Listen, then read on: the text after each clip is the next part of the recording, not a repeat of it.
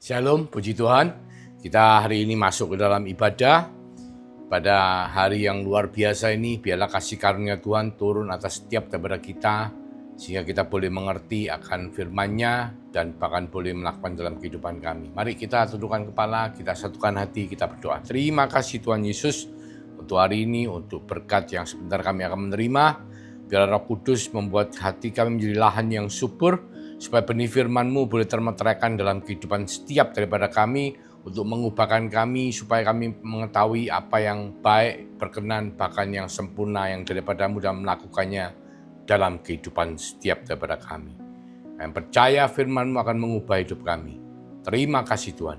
Di dalam nama Yesus Kristus kami akan menerima firman-Mu dengan sukacita. Haleluya. Amin. Puji Tuhan. Kita hari ini masuk ke dalam satu topik yang sangat menarik ya, yang perikopnya di Matius 15 ayat 21, perikopnya Kanaan, wanita perempuan Kanaan yang percaya atau Syro-Fenisia ya.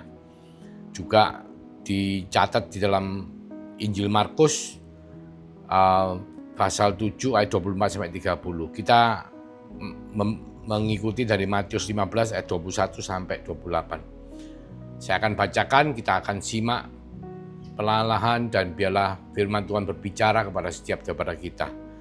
Ayat 21, 15 ayat 21. Lalu Yesus pergi dari situ dan menyingkir ke daerah Tirus dan Sidon. Daerah Tirus dan Sidon itu perbatasan ya saudaraku, antara Syria, Syro-Fenisia, Syria dan Fenisia ya. Ayat 22, maka datanglah seorang perempuan Kanaan dari daerah itu dan berseru, kasihanilah aku ya Tuhan, anak Daud, karena anakku perempuan kerasukan setan dan sangat menderita. Kanaan itu bangsa kafir ya, dikatakan juga orang Syria, Fenisia itu juga orang kafir. Dikatakan datang seorang perempuan dari daerah situ dan berseru, kasihanilah aku ya Tuhan, anak Daud, karena anakku perempuan kerasukan setan dan sangat menderita.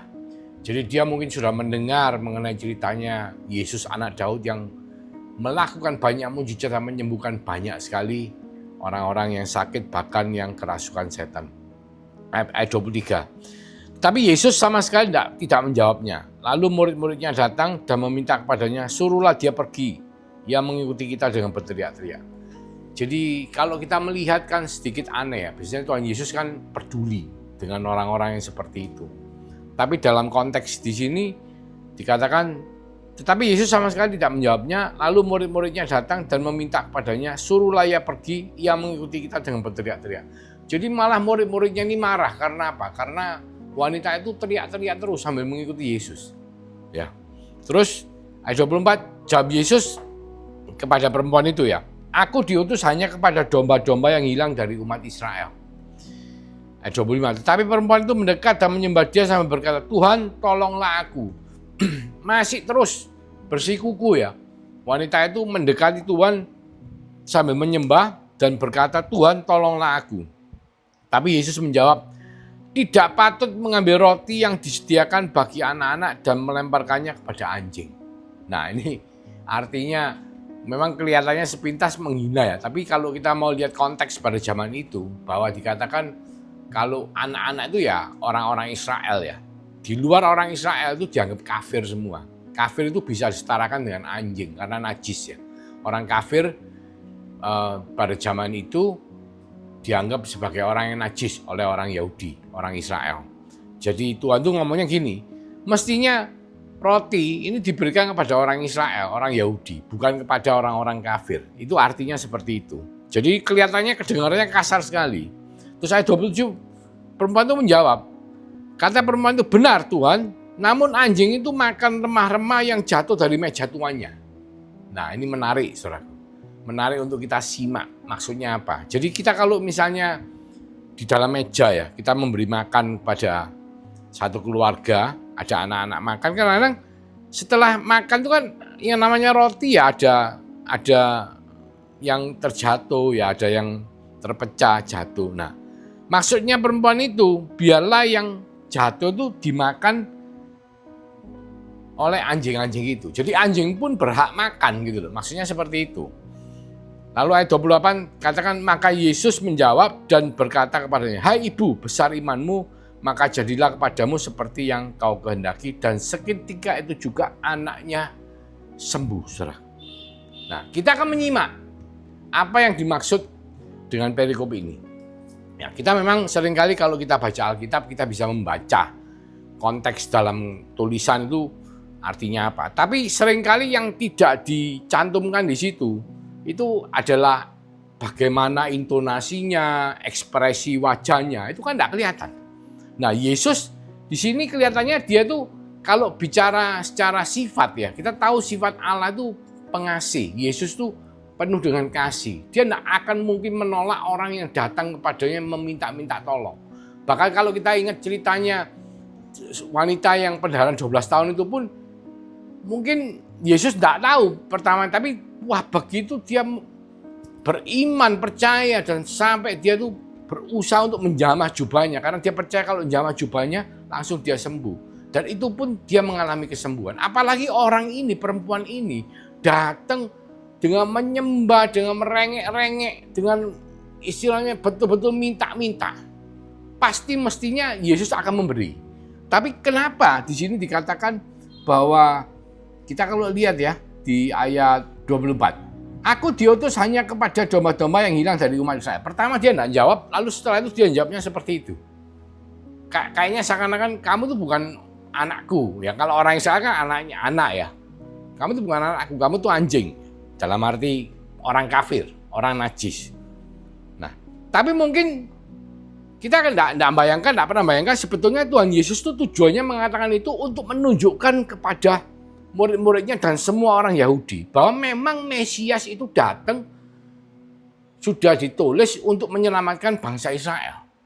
Tetapi bukan berarti hanya untuk bangsa Israel. Tuhan ingin menunjukkan pada mereka semua bahwa Yesus datang ini untuk siapapun yang membutuhkan. Nah, di sini mungkin dia secara sarkastik ya. Sarkastik itu berbicara tapi arti bicaranya berlawanan dengan apa yang dibicarakan. Kalau biasanya negatif, tapi kalau di sini kita lihat Tuhan Yesus berbicara negatif tapi sebetulnya yang dibicarakan itu positif. Nah, contohnya seperti ini. Aku diutus hanya kepada domba-domba yang hilang dari umat Israel. Jadi dia ngomong, hanya anakku, orang-orang Israel tak kasih makan roti. Tapi anjing tak kasih makan. Tapi kalau ketika dia mengatakan itu dengan nada yang sarkastik, sambil mungkin ngomongnya sambil ya gayanya membuat orang itu berpikir, ini benar enggak yang diomongkan? Ya kayak semacam sarkastik ya. Sarkasme berlawanan dengan artinya. Itu karena dia ingin menunjukkan kepada murid-muridnya. Karena muridnya kan sudah ngomong, Tuhan diusir saja, orang ini teriak-teriak ganggu ribut. Ini orang kafir. Nah, tapi Tuhan tuh ingin menunjukkan kepada muridnya bahwa dia tuh datang untuk semua orang yang membutuhkan. Tapi dia supaya muridnya mau ikut terlibat dalam pembicaraan itu, supaya muridnya ikut mau mengerti dan orang-orang mengerti konteks dari seluruh kejadian. Dan dia yakin bahwa wanita ini akan menjawab seperti yang dia jawab karena imannya begitu besar. Dia teriak-teriak. Mungkin dia sudah dengar banyak mengenai ceritanya pelayanan Tuhan Yesus, anak Daud yang datang untuk sebagai nabi menyembuhkan, menjadi juru selamat ya, menyelamatkan semua orang yang percaya. Dia mungkin sudah dengar banyak dan dia tetap ngeyel, teriak-teriak, terus maju memohon. Meskipun Yesus menolak, dia tetap memohon. Dan ini gaya sarkastik seperti ini, itu dengan tujuan satu, Yesus ingin menekankan bahwa dia itu mau untuk menolong siapapun yang datang kepadanya. Supaya murid-muridnya juga mau mengerti, supaya orang-orang Yahudi yang di sekitar dan orang-orang non-Yahudi yang di sekitar sana juga semua mengerti. Karena Yesus bukan berada di sekitar Yerusalem, dia berada di perbatasan dengan Syria dan Fenisia. Itu tempat di mana orang kafir semua. Jadi memang pelayanan Tuhan Yesus kalau kita mau teliti itu pelayanannya itu arahnya ke arah orang-orang perbatasan dengan orang-orang kafir. Karena memang Yesus datang bukan hanya untuk orang Israel. Nanti kita akan membahas itu di poin berikutnya. Jadi poin pertama, bahwa memang Tuhan itu ingin menekankan dengan kejadian yang ada di perikop ini, bahwa siapapun yang butuh dia, datang kepada dia. Dia mau menolong, bukan hanya untuk orang Yahudi. Jadi bukan hanya untuk anak, tapi anjing pun diberi. Istilahnya orang kafir pun bisa mendapatkan berkat keselamatan daripada Tuhan Yesus. Itu yang pertama. Kedua, kita lihat apa yang terjadi. Meskipun dia tidak dijawab sama Tuhan Yesus, meskipun Tuhan Yesus jawabnya secara sarkastik, menolak, ngomong aku diutus hanya kepada domba, pada anak. Tapi dia tetap ngeyel. Nah, ini sesuatu yang menarik, saudaraku. Jadi kita belajar dari wanita ini, kita harus punya iman yang ngeyel. Ngeyel apa? Ngeyel karena kita percaya. Perempuan ini percaya bahwa Yesus yang dia dengar, anak Daud, Yesus yang dia dengar, itu Yesus yang baik. Yesus yang penuh dengan kasih. Yesus yang selalu mau menolong orang yang datang kepadanya untuk meminta pertolongan. Jadi dia ngeyel, meskipun pertama Yesus tidak menjawab. Kedua, Yesus malah ngomong, aku itu cuma nolong anakku, orang Israel, tidak menolong orang lain. Ya, tidak menolong anjing, istilahnya orang kafir, orang najis seperti dia. Tapi dia tetap ngeyel, karena imannya, iman yang mengenal Tuhannya, itu membuat dia tuh ngeyel, saudara. Dan kita harus belajar untuk memiliki iman yang ngeyel. Seperti yang dimiliki oleh perempuan dari Sirofenisia. Jadi kalau kita lihat dari satu kronologi perikop ini, dia tuh minta berapa kali sampai dia pertama datang teriak-teriak, tidak dianggap ya. Dia tanya, tidak dijawab. Bahkan terus murid-muridnya mau ngusir dia. Terus ketiga, terus Tuhan ngomong, Tuhan cuma mau menyembuhkan anaknya, domba-domba, bukan anjing, domba-domba ya. Terus yang terakhir ngomong, tidak patut mengambil roti yang disediakan bagi anak-anak dan melemparkannya kepada anjing. Tapi perempuan ini tetap ngeyel, saudara. Dia tetap ngomong, benar Tuhan, namun anjing itu makan remah-remah yang jatuh dari meja Tuhan. Karena dia tahu, dengan iman dia tahu dan dia mengenal Tuhannya. Dia mengenal Yesus. Bukankah saudara dan saya juga seharusnya kita memiliki keintiman untuk mengenal dia dengan benar?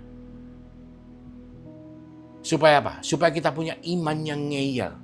Karena Tuhan kita tidak akan pernah keluar daripada jalurnya. Yang dikatakan Tuhan itu adalah kasih. Dan dia tidak bisa menolak anaknya ya. Kita lanjut kepada poin berikutnya. Di Matius 7 ayat 7 dikatakan, ini yang dilakukan oleh perempuan itu ya, poin ketiga. Poin kedua, iman ngeyel. Ya. Poin ketiga adalah, kita lihat di Matius 7 ayat 7. Seringkali kita itu dalam berdoa, kita tidak langsung mendapatkan apa yang menjadi pergumulan kehidupan doa kita.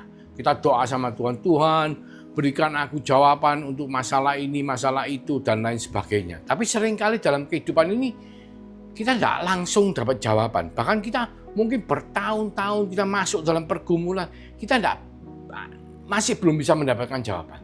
Tapi ada satu hal yang Tuhan ingin supaya kita belajar dari wanita ini adalah di Matius 7 dikatakan hal pengabulan doa. Mintalah maka akan diberikan kepadamu, carilah maka kamu akan mendapat, ketoklah maka pintu akan dibukakan bagimu. Karena setiap orang yang meminta menerima, dan setiap orang yang mencari mendapat, dan setiap orang yang mengetok baginya pintu dibukakan. Adakah seorang daripadamu yang memberi batu kepada anaknya jika ia meminta roti, atau memberi ular jika ia meminta ikan? Jadi jika kamu yang jahat tahu memberi pemberian yang baik kepada anak-anakmu, apalagi Bapamu yang di surga, ia akan memberikan yang baik kepada mereka yang meminta kepadanya. Amin ya. Minta, cari, ketok. Ya, dengan iman yang ngeyel, perempuan tetap ngomong sama Tuhan, tetap dia minta sama Tuhan, bersikukuh, persisten, bertekun di dalam doa. Meskipun usaha pertama tidak dijawab, usaha kedua malah dia mau diusir, usaha ketiga dijawab tidak mau, usaha keempat diberitahu bahwa tidak akan memberikan kepada, tetap dia datang sujud menyembah dan dia ngomong sama Tuhan. Dia datang lagi ngomong meskipun cuma remah-remah yang jatuh pun, karena dia percaya bapaknya tidak akan memberikan anaknya roti kalau anaknya batu kalau anaknya minta roti. Anaknya minta roti pasti kasih roti. Tidak mungkin anaknya minta roti dikasih batu. Karena itu yang Tuhan mau.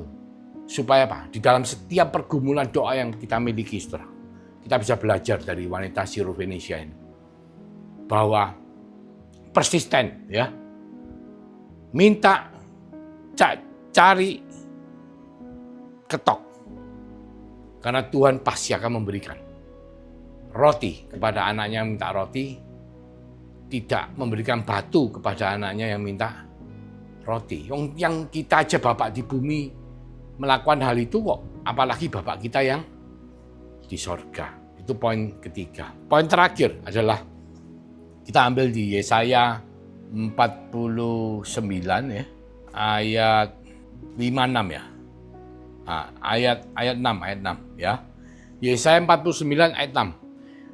Terlalu sedikit bagimu hanya untuk menjadi hambaku, untuk menegakkan suku-suku Yakub dan untuk mengembalikan orang-orang Israel yang masih terpelihara. Tetapi aku akan membuat engkau menjadi terang bagi bangsa-bangsa, supaya keselamatan yang daripadaku sampai ke ujung bumi. Jadi Yesus datang, saudara. Dan Yesus menunjuk orang Israel, saudara dan saya, supaya kita bisa memberitakan keselamatan ini sampai ke ujung bumi. Kepada semua orang, bukan hanya kepada orang Israel. Memang seringkali ketika Yesus pelayanan, murid-muridnya menganggap bahwa Yesus itu Mesias bagi orang Israel yang menyelamatkan bangsa Israel. Oleh karena itu mereka masih tidak ngeh sampai setelah dia meninggal, menyerahkan nyawa di atas kayu salib, dikubur dan bangkit pada hari ketiga dan naik ke sorga, dan mereka diberi pencurahan Roh Kudus, baru mereka ngeh bahwa Yesus itu datang untuk bangsa-bangsa, bukan hanya untuk orang Israel. Nah, di sini diulang lagi melalui sarkasme yang dilakukan Tuhan Yesus kepada perempuan dari Syro-Fenisia ini, di mana dikatakan, aku hanya memberikan roti kepada anak-anakku, bukan kepada anjing.